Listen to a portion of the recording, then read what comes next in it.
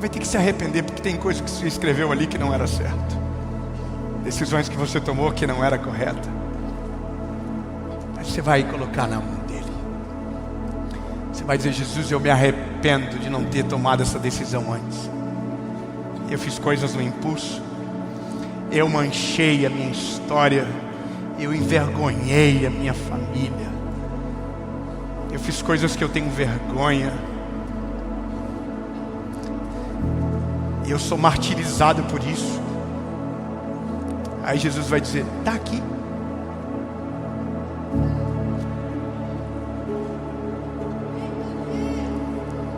Aí você pensa que ele vai guardar o que você deu. Você pensa que ele vai usar contra você. Você pensa que ele vai esfregar na tua cara e vai colocar peso em você. Porque é isso que o evangelho de alguns está dizendo. Quando alguém aceita Jesus, alguém diz: eu duvido que vai ser de verdade. Se é meu, eu faço o que eu quiser. Não vou ler, não serve para mim e nunca vou usar contra você. Acabou e agora é algo novo. Mais uma folha eu rasguei para te provar o ponto.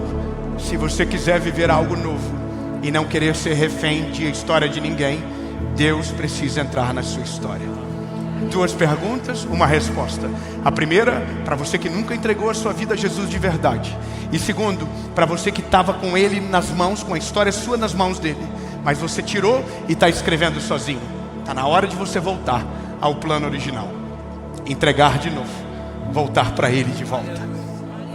Talvez você entrou aqui hoje e não tinha noção do golpe que você estava caindo. Mas o Senhor te atraiu para esse lugar essa noite. O Senhor te atraiu para essa mensagem esta tarde, essa manhã, não importa o horário. Mas você foi atraído para cá. Então, lindo, se até agora alguém escreveu a sua história, pelo menos esse sim você precisa dar. A história é tua, Jesus. 2 perguntas, uma resposta. Para a primeira pergunta, você precisa se arrepender, pedir perdão e confessá-lo como seu Salvador. Para a segunda pergunta, você só precisa dizer: Jesus, perdão, estou voltando, errei, fui moleque. A história é muito melhor quando está na tua mão.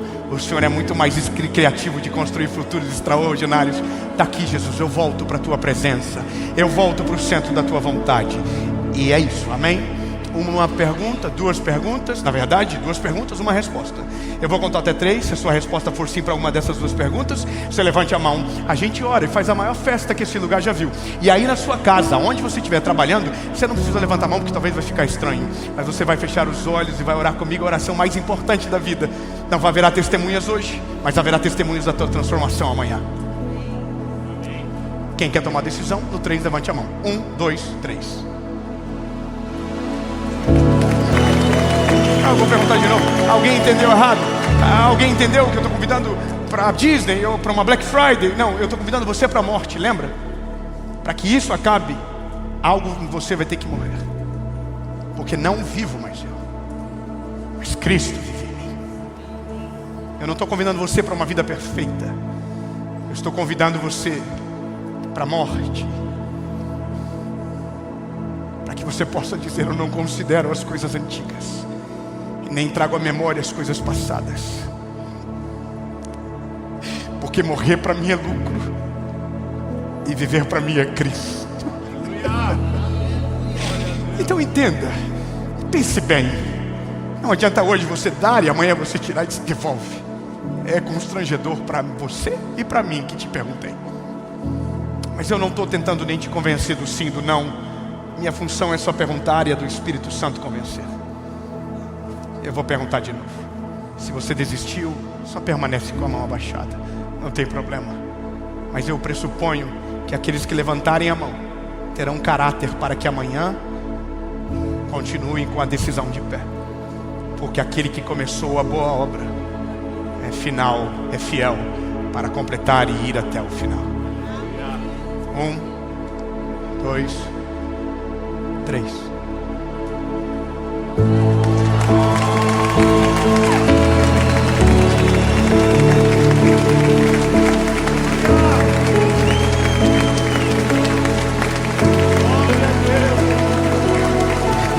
Eu amo a minha vida, eu amo a minha vida, eu amo a minha vida. Só quem está tomando essa decisão, Feche os teus olhos e repita comigo: Senhor Jesus, eu reconheço que sou frágil e pecador. Me arrependo dos meus pecados.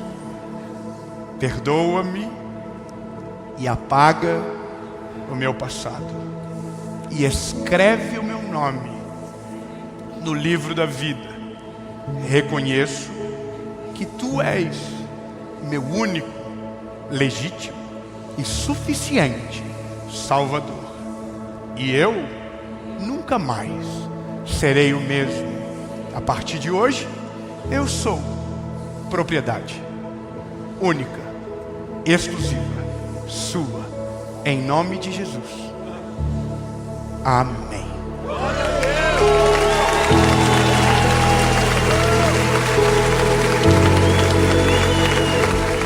Fala, meu lindo.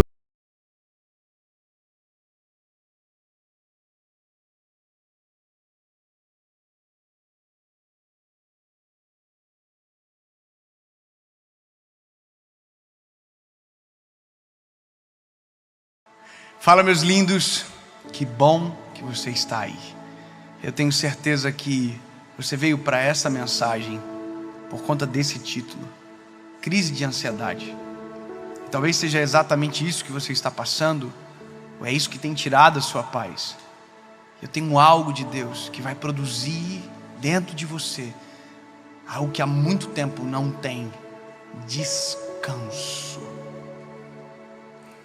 Eu só quero te pedir um favor antes de irmos para essa mensagem.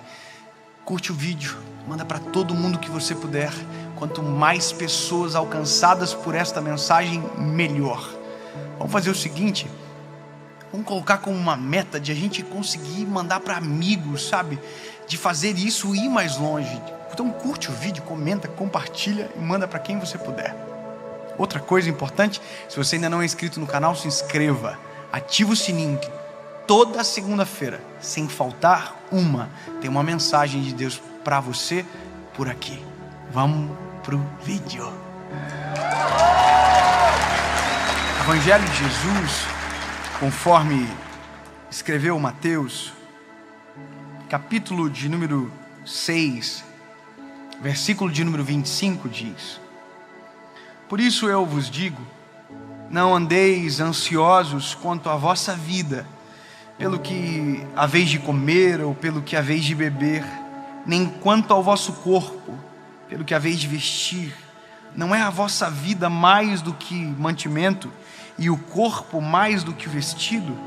Olhai para as aves do céu, que nem semeiam, nem cegam, nem ajuntam em celeiros, e o vosso Pai celestial as alimenta. Não tendes vós muito mais valor do que elas? Uau! Eu sou muito questionado sobre essa palavra em especial: ansiedade. As pessoas perguntam para mim: David, ser ansioso é falta de fé? Depressão é falta de Deus? E às vezes a gente fica num beco sem saída, porque se exige uma resposta preparada sobre isso. E se você vai para um lado, você exclui o outro, sabe? Se você diz não, depressão não é espiritual, mas existe depressões que são espirituais. E se você dizer, olha, ansiedade é falta de fé, mas existe ansiedade que é uma patologia também. Existe crise, existem sintomas, sabe? Se você está me assistindo agora, você sabe do que eu estou falando. Um coração ansioso, ele fica apertado, o coração acelera, a gente fica a gente não consegue dormir, a gente fica angustiado, a gente acelera o pensamento, e quando a gente vê, a gente está dentro de uma crise que a gente não sabe como sair. A questão é, se eu sei que é patologia, mas que eu sei também que às vezes é falta de fé, eu preciso encontrar o equilíbrio para te apresentar pela palavra que existe uma forma de trabalhar com esse sentimento. Eu quero te explicar algo que é transformador e pode acalmar o teu coração, que é a percepção sobre a vida. Eu já falei isso uma vez e foi tão importante para mim entender, que foi uma das mensagens antigas, mas que eu conto que uma vez eu fui fazer uma massagem, aquelas massagens relaxantes, e a menina me deu um questionário para eu responder antes da massagem. Então eu já fiquei nervoso antes de fazer a massagem relaxante. Eu fui para relaxar e tinha um questionário. E aí estava tipo assim: você fuma? Você bebe? Você tem uma cirurgia? E você está estressado? E eu fui colocando não. Aí eu deitei para fazer massagem, ela viu um roxo nas minhas costas. Ela falou: o que é isso? Eu falei: é estresse. Ah, mas você falou que não é estressado. Fiquei com raiva dela. Vai fazendo prova real da minha prova comigo. Aí eu falei: não é que eu sou estressado assim, não. É preocupação. Ela falou: então isso é estresse. Isso é ansiedade, excesso de futuro. Você está pensando mais no amanhã do que no que está acontecendo agora. É por isso que você está assim. Eu falei: então prega para mim, minha irmã. Oh, aleluia. Sabe, a ansiedade é exatamente isso. A ansiedade não é o meu presente. O presente é o fato. A ansiedade está atrelada àquilo que não existe. Entende? A ansiedade é a ânsia de viver, de ver, sabe, da realidade acontecer. Então eu acelero o meu pensamento para alcançar algo que os meus olhos ainda não contemplam. E é por isso que a crise se instala. E é por isso que a gente se angustia, porque a gente começa a fazer conta. A gente começa a fazer probabilidades, expectativas. E aí a gente vai ver televisão às vezes. E aí a televisão diz: vai tudo morrer. É verdade. Morreu tantas pessoas hoje, amanhã é para morrer o dobro. Aí você fica assim: ai meu Deus do céu. Aí você conversa com um pessimista, e o pessimista diz: vai piorar o negócio, né? Aí você já está ansioso, você já está preocupado com o que ainda não aconteceu. E aí você começa...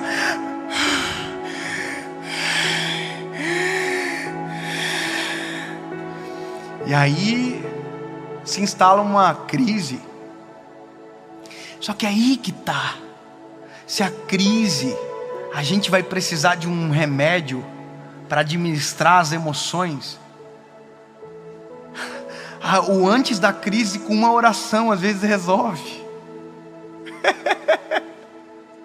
E eu sei que isso vai ser difícil de você conceber, meu lindo, mas se você aprender a fazer assim, ó, descansar, você vai ver que a vida vai ser muito mais leve. Mas para descansar você vai precisar crer. E para crer você vai precisar confiar.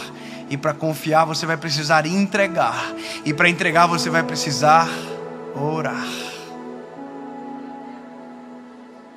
Eu sei que é difícil. Você viu já aquele vídeo de um guru que ele está meditando na praia? Aí alguém chega e fala assim: ô rapaz, ele, que rapaz, tá falando aí? E ele explode com o cara. Já viu? Porque ele não estava meditando coisa nenhuma, não. Ele estava boladão. Não tinha dado tempo de meditar ainda. E a gente está vivendo assim. A gente não entregou nada na mão do Senhor, mas a gente diz que tudo está na mão dele. A gente diz que está orando todo dia, mas a gente não está orando coisa nenhuma. A gente está vivendo acelerado, e por isso que a gente está colhendo tanto fruto negativo. A gente diz que confia, mas não confia coisa nenhuma. A gente diz que ora, mas não ora coisa nenhuma. Eu estou orando coisa nenhuma. Quando foi a última vez que você dobrou o joelho no seu quarto e chorou na presença de Jesus?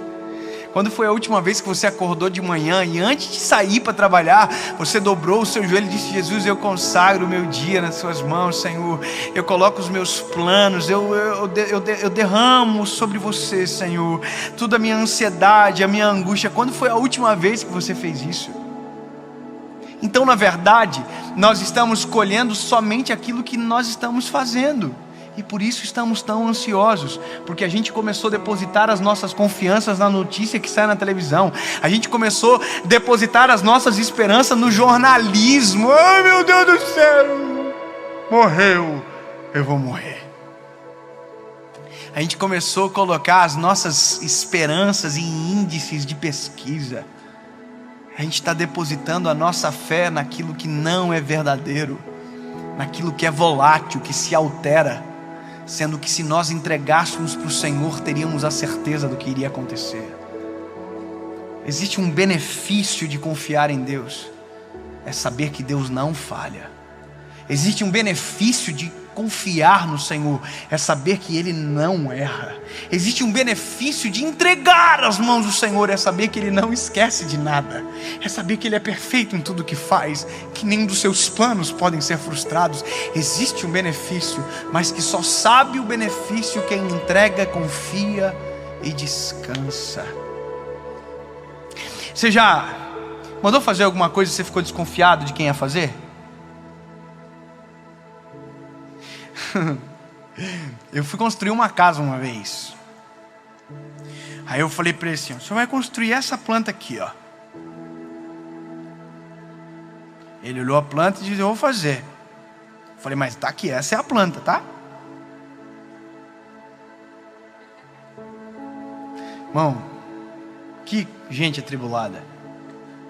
Não dava para confiar neles, irmão. Se deixasse dormir à tarde, não ia trabalhar de manhã. Construiu pilar onde não tinha, coluna onde não existia. Pensa a ansiedade que dá no meu coração, irmão. Mas é que é engraçado, se eu não fosse lá, minha casa teria sido totalmente diferente do que eu havia projetado. Ia ter uma casa assim que eu falei: gente, quem vai morar aqui? Eu não fiz isso. Eu me lembro que eu tinha feito um lugar na casa que tinha um pé direito duplo e tinha uma pele de vidro. Um dia eu cheguei na obra e tinha uma coluna no meio. Eu falei: mas não tem isso aqui no projeto. Aí ele falou: não tem? Ele fez sem ver o projeto. E ele disse: olha, engraçado, não tem. Quase que eu falei: vê o projeto, infeliz. Olha para a planta.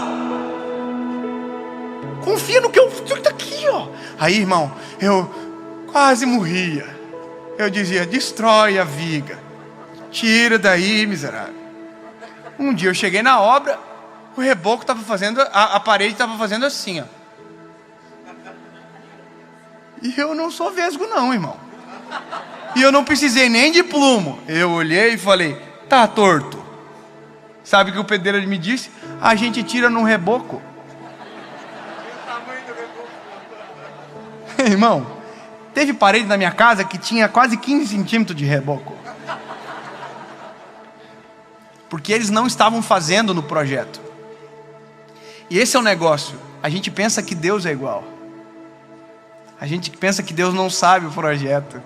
A gente pensa que Deus não sabe sobre o amanhã. A gente pensa que Deus não tem o controle. A gente está equivocado. Mas de uma coisa certa, eu sabia que aquela casa ia ficar pronta.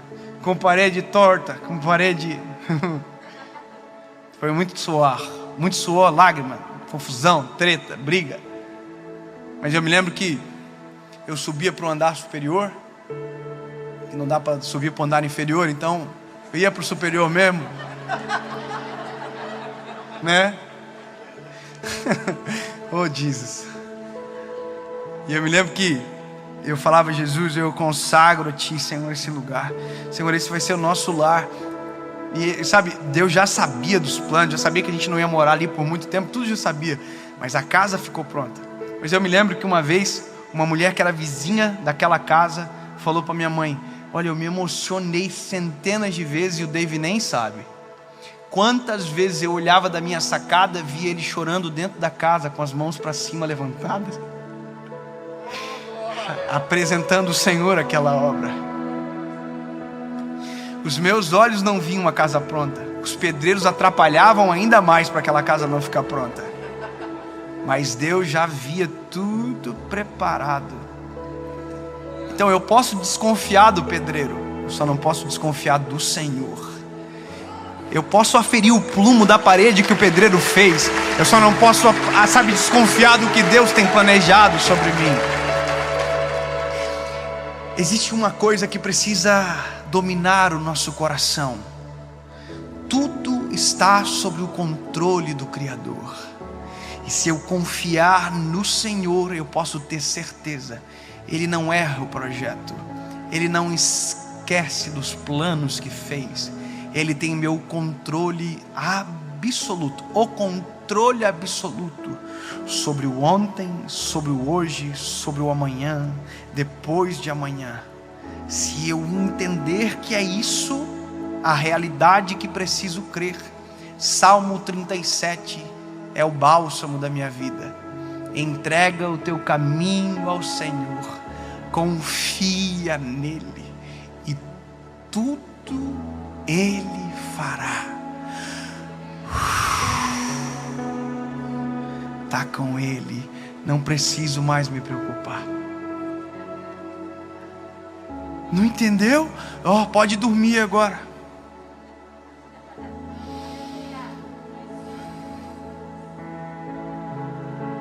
Mas eu não preciso ficar desesperado. Não. O Senhor está no controle. Mas será que vai acontecer, sabe?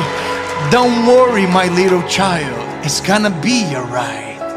Não se preocupe, meu filho, vai ficar tudo bem.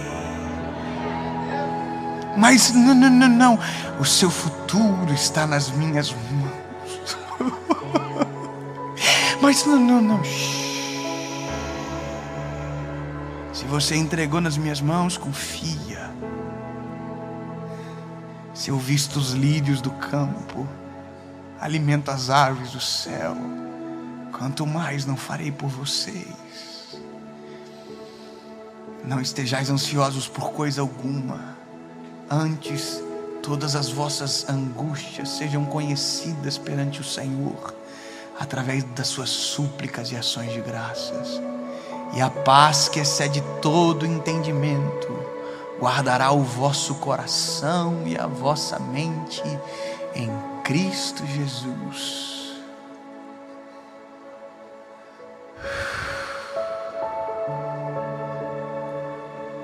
Por quê?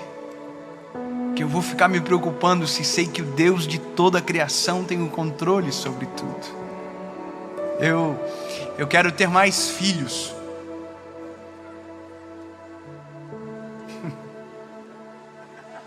Tem calendário para isso, sabia? Você sabe o dia que você tem que estar lá. Tem o dia. Para quê? Se quem comanda todas as coisas é o Senhor. Eu posso fazer? Pode, mas não fica ansioso. O Senhor está nas tuas mãos. Sabe, você quer ter um filho? Descansa. Eu não sei porque eu estou falando isso agora, mas é de Deus para a vida de alguém. Você quer ter um filho e está preocupado? Descansa. Deus sabe a hora certa de fazer.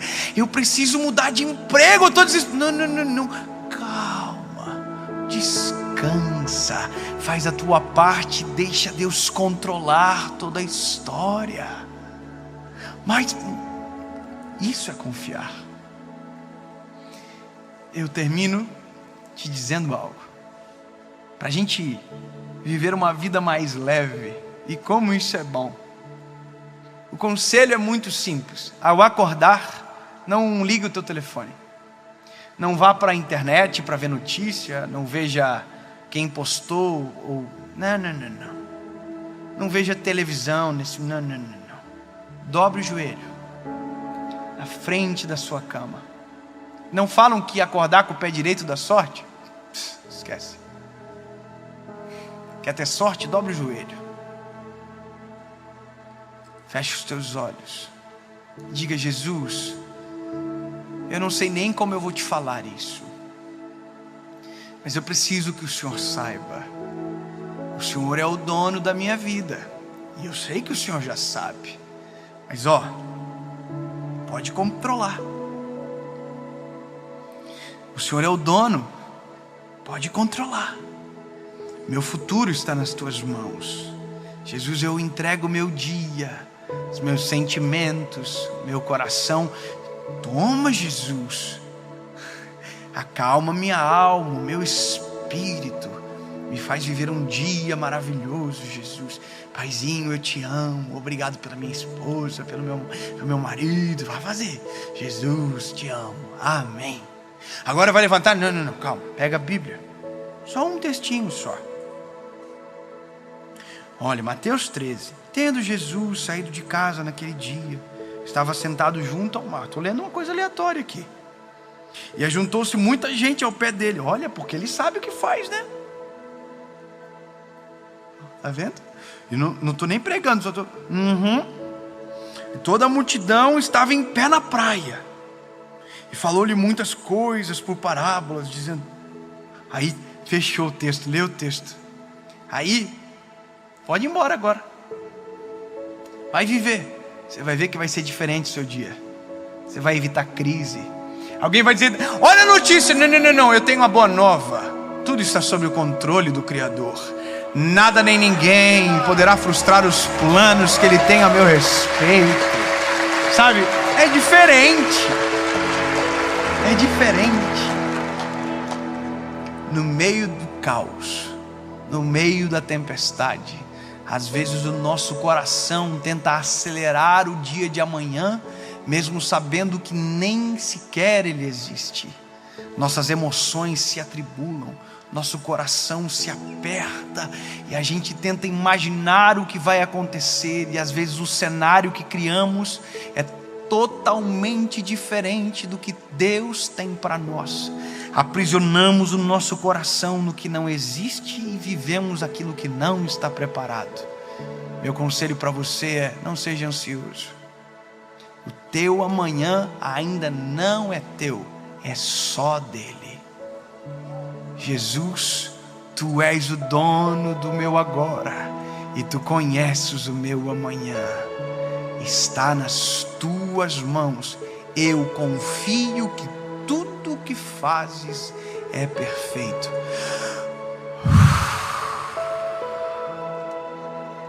Acabou.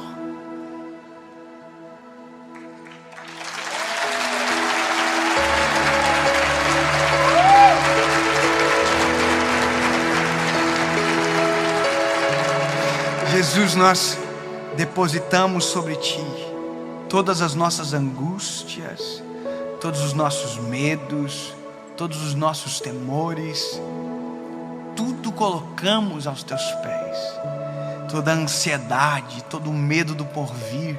Jesus, tudo está nas Tuas mãos. Acalma o nosso coração, Jesus. Nos faz experimentar a Tua boa, perfeita e agradável vontade. É isso que queremos.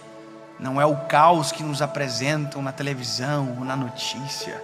Nós cremos que Tu estás sobre o controle. E que se Tu estás no controle, tudo vai dar certo. Em nome de Jesus. Amém.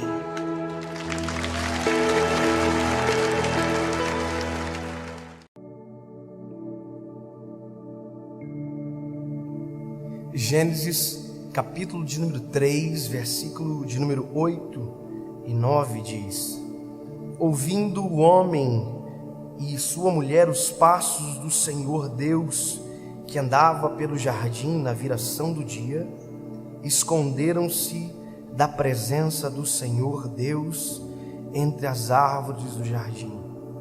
Mas o Senhor Deus chamou o homem, perguntando: aonde está você? A Bíblia, nesse início em Gênesis, ela nos revela uma faceta de Deus que, para mim, é extraordinário. Porque quando nós falamos de intimidade, obviamente intimidade é Deus se relacionando com o homem e o homem se relacionando com Deus.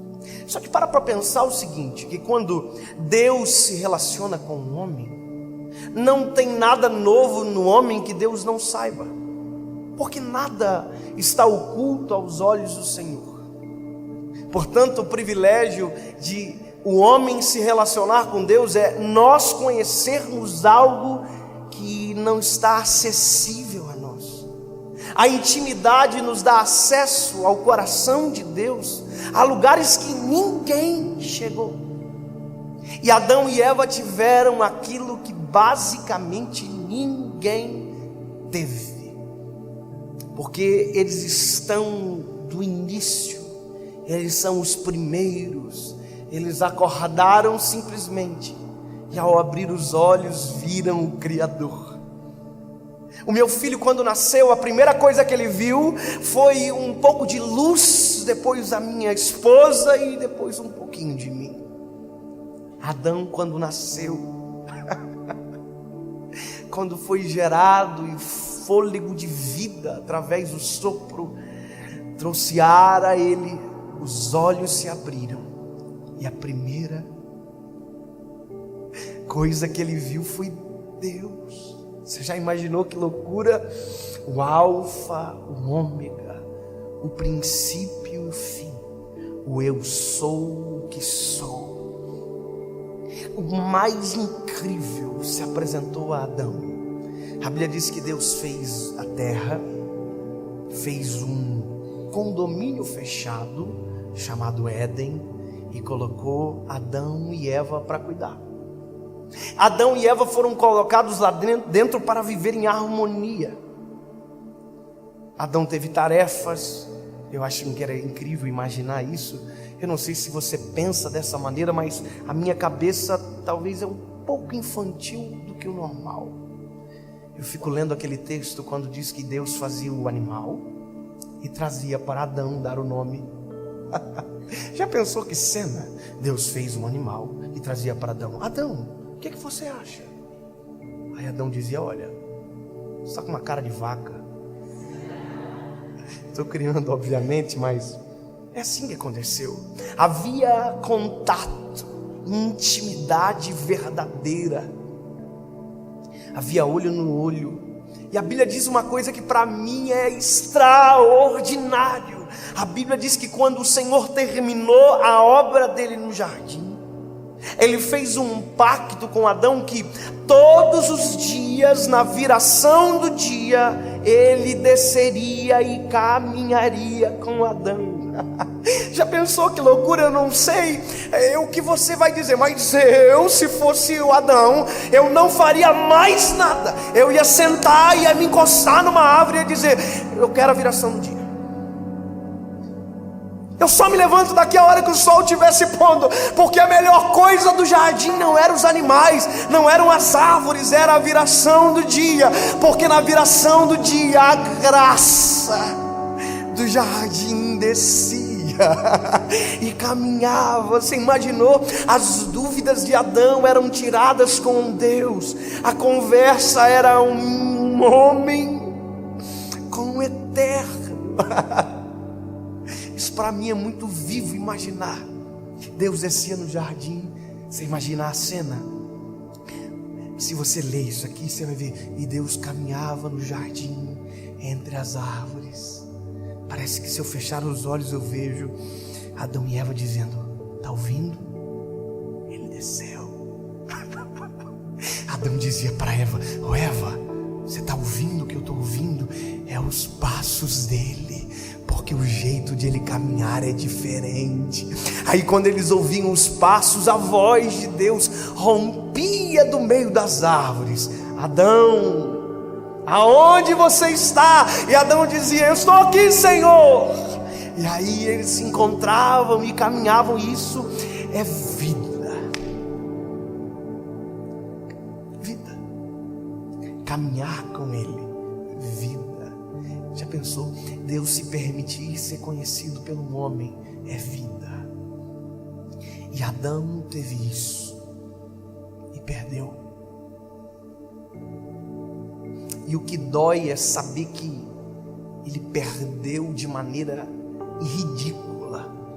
Porque se o melhor do jardim não é as árvores, é a viração do dia, Satanás faz eles se interessarem pelo que tem de menos valor no jardim. E é isso que Satanás faz. Ele nos dá coisas que não têm valor para roubar aquilo que realmente importa de nós. Ele nos tira aquilo que muda a nossa vida para nos dar brevidade, segundos. Quantas pessoas perdem uma vida viva com Deus por conta de 10 segundos?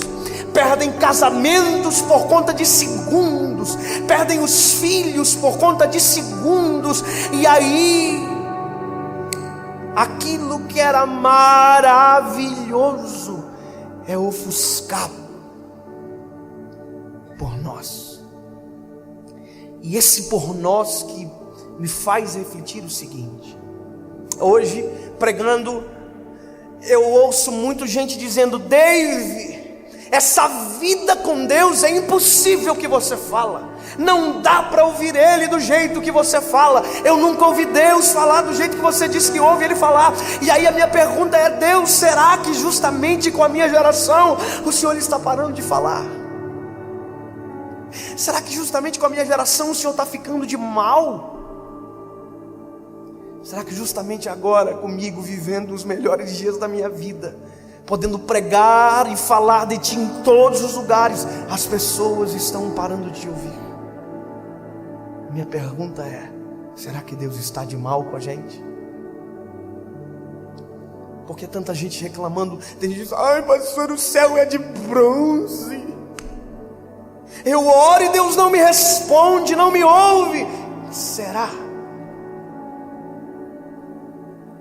E aqui no Éden há uma resposta. Quando Adão e Eva pecam, uma barreira chamada pecado se estabelece entre eles e Deus. Mas mesmo assim, na viração do dia, como todos os dias, Ele desceu. Ele entrou no jardim, Ele caminhou entre as árvores, só que agora não havia uma expectativa, havia um medo. Havia a gente escondida. Mas Deus não parou de descer. Deus não parou de falar. Adão e Eva, que não queriam mais ouvir. Quando eles ouvem os passos pela primeira vez, eles não correm ao encontro, eles correm para longe. Quando eles ouvem a voz, é a primeira vez que eles não dizem Senhor, mas eles dizem Deus.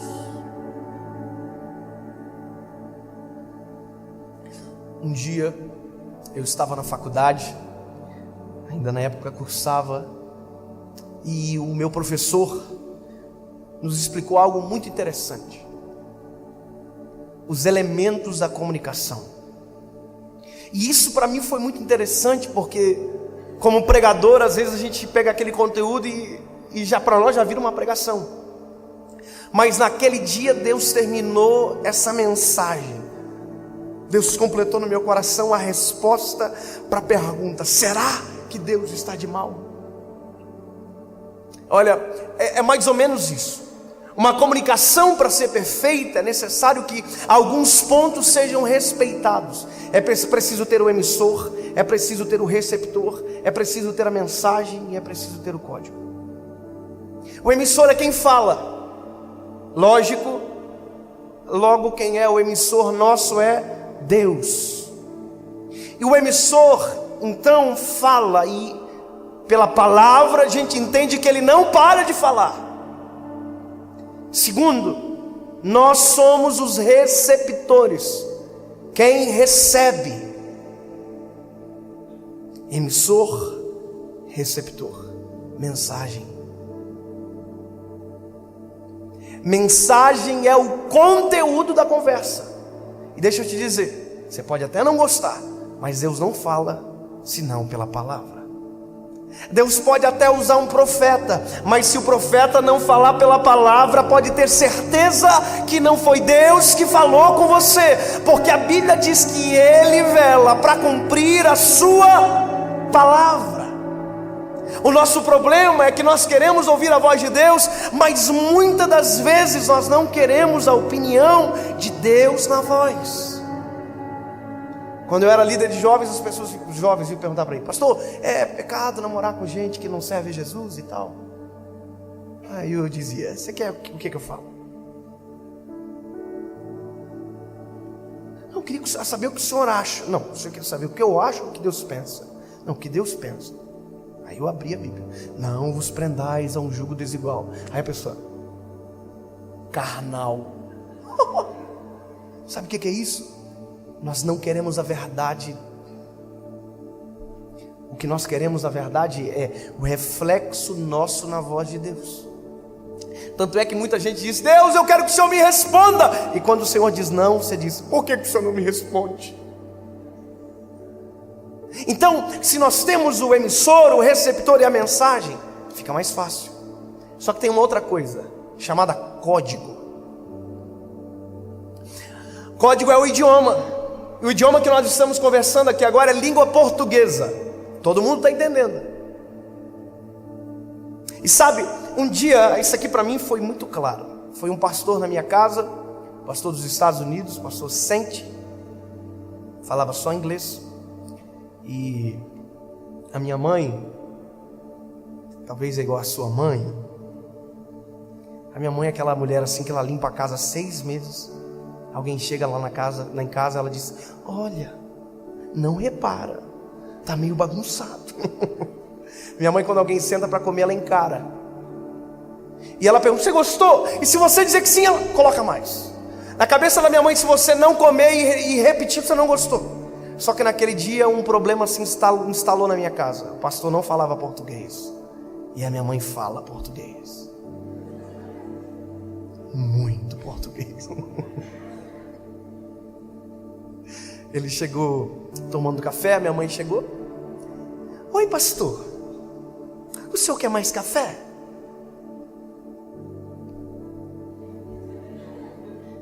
E eu pensei lá dentro do meu coração: será que eu traduzo? Aí eu me respondi: não, vamos ver uma treta acontecer. A minha mãe saiu e quando ela voltou, ela disse: pastor, o senhor quer mais café? Porque na cabeça dela falar português alto virava inglês. E ela não vai gostar de ver essa gravação. Mas deixa eu te dizer, se o código não for o mesmo, não adianta gritar. Se o idioma não for o mesmo, não adianta gritar. E Deus fala através do mesmo idioma, de Gênesis a Apocalipse. Se Deus gritar e for no idioma dele, porque ele não muda, e você não entender, não adianta. E o idioma de Deus ainda é o mesmo: santidade. Você pode até não gostar, mas ele não vai mudar o idioma, porque a gente não gosta. Ele fala do mesmo jeitinho desde o princípio. Santidade. E a última coisa, que faz parte dos elementos da comunicação, é ruído. Ruído é o que atrapalha a comunicação. Ruído é o que interfere no contato. Sabe, para você entender melhor, se eu pedir para alguém aqui agora, eu acho que eu vou fazer isso. Nicolas, presta atenção, por favor, vem aqui. Vamos fazer uma coisa que não estava programada. Vem cá. Você vai filmar alguém. Fica aí mesmo. Moço, você. É você mesmo. Levanta, por favor, se você puder. Você pode me ajudar? De livre, espontânea pressão. Vai lá atrás, por favor, que o Nicolas vai filmar você. Lá atrás. Isso. Olha para mim. Você está me ouvindo? Por favor, converse. Exercite o dom que há em vós. Conversem. Pega o irmão e murmura, estou brincando, mas vai, conversa. Você está me ouvindo? Está me ouvindo ou não? Amém, amém. Olha, que dom. Você ouviu alguma coisa que eu falei? E agora? Você ouviu? Deixa eu te explicar uma coisa. A nossa distância tem um bom espaço entre nós. Se eu sair do microfone, você vai me ouvir. Por mais que tenha distância, às vezes a nossa distância não é o que mais nos dificulta ouvir Deus falar. Porque tem gente que está bem pertinho e que não ouve Deus falar quanto quem está tão longe, porque não tem sensibilidade. Tem gente lá no mundo que ouve mais Deus falar do que a gente que vive 24 horas dentro da igreja. Porque o principal não é a distância somente, é o ruído. Pode ficar aí. Só que a distância favorece o ruído. E o ruído não foi eu que estabeleci como emissor, foi você. A gente ouve muita coisa que não presta, fala muita coisa que não deve, anda com muita gente que não vale a pena, sabe? É a semana inteira colocando ruído, e quando Deus quer falar, a gente diz: Deus, não fala comigo. E aí é porque você está entulhado de ruído, e tem tanta coisa falando mais alto que você não vai ouvir. Você está me ouvindo? Deixa eu te dizer uma coisa. Se você quiser me ouvir melhor, você pode. Elimina o ruído. Faz assim, ó. Faz. Sabe por que é você que tem que fazer? Porque não fui eu que escolhi o ruído para você, foi você. É você que decide. Não é eu que vou mandar os outros pararem porque você que tem que me ouvir. É você que tem que decidir me ouvir. E se você quiser me ouvir melhor, talvez eu faça uma coisa: eu baixo o tom da minha voz. Quer me ouvir?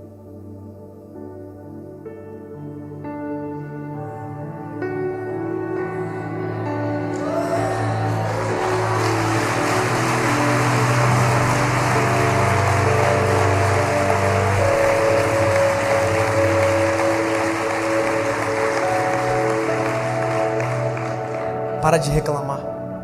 Quer ouvir Deus melhor? Tira o ruído e chega mais perto.